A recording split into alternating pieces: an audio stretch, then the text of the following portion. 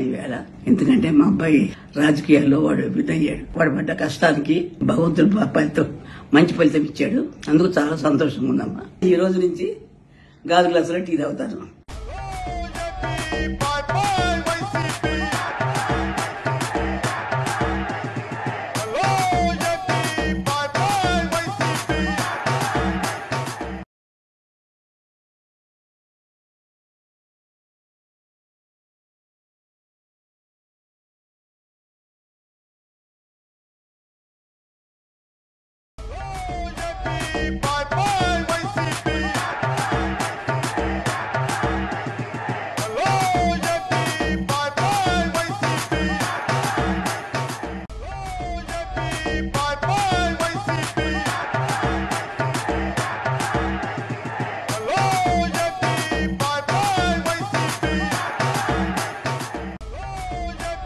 Bye.